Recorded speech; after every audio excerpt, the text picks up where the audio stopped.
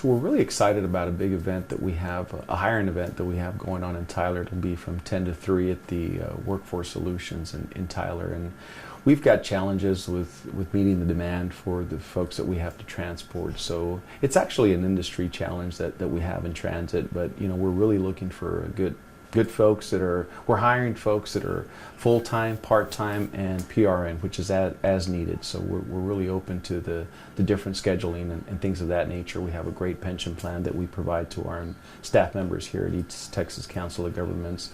And then in the GoBus division, what we have is different hours. So we operate Monday through Friday, 6 to 6, but we have projects that we do on the weekends as well. So we're very open to folks that are just looking for different scheduling and things like that we could potentially work with on. To be able to qualify for a job to drive a GoBus, what standards do I have to meet? There's some very basic, there's a very basic process that you go through. There is a background check that is conducted. There's an MVR, moving violation report, that is done as well. We do look for folks that have less than 2 moving violations in any given year. That's one of the requirements that we have from the contracts that we serve. But generally speaking, we're excited, or we're motivated to hire folks with CDLs. That really is a target market that we're trying to bring in. But we also take folks that don't have CDLs but have at least 2 years of experience of driving some type of commercial vehicle and or just driving for work or professionally. And the jobs, it's not just for the Gregg County, Smith County area. Y'all actually serve, if I'm not mistaken, 14 counties, and these buses are vital in all these counties. That's correct. We service a 14 county region, so we break those up into 4 or 5 different zones. So it just depends on where it is that you're coming from and where we need you to better. We try to find the best fit for the folks in the different areas. Our service is a public transportation service. We focus on safety, reliability, and friendliness. So we're really big on those 3 pillars. Pretty much everything that we do falls under one of those pillars. Mrs. Jones is not going to ride the bus if we're not safe.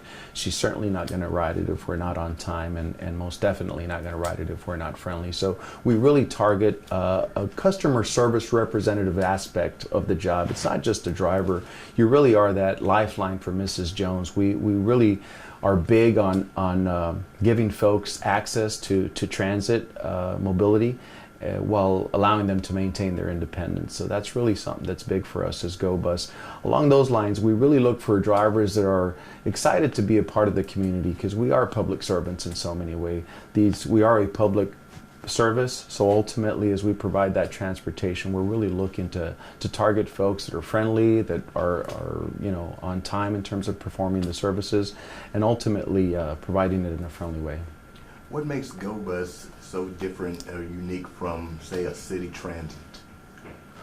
Well, since we are a more rural system, the primary difference is we're more of a curb-to-curb type of service. So we pick up folks in their homes and then we take them to the facilities, as opposed to a fixed route type of system where you have the frequency that comes around maybe every hour, maybe every half hour.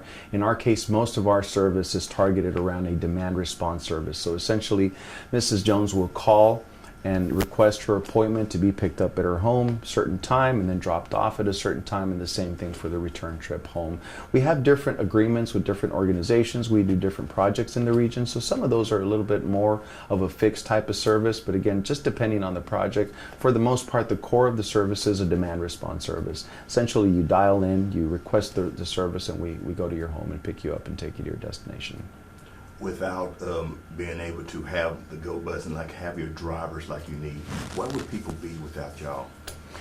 Well, that's a great question, because at the end of the day, we are a lifeline to a lot of folks. Our system really is made up of folks that are dependent on the services that we provide. So it could be Mrs. Jones that depends on us to get her to dialysis. Without her dialysis treatment, she'd be very challenged in terms of her health. So a lot of folks rely on our services to get to dialysis, to get to buy their groceries, just for essential services. During the COVID challenges, we were really challenged in terms of trying to transport folks for their essential services, and essentially that's what we're providing, a service that is essential to the community and the folks that utilize it. So as a public transit system, we have different funding sources and programs for folks. Right now we have veterans, we have funding from the Texas Veterans Commission. And this allows for all veterans, active military, surviving spouses to ride the service for free. So we really encourage our veterans of East Texas to ride the bus. We also have agreements with other funding sources to provide services for seniors and persons with disabilities, or specific agreements and grant funding that we have available.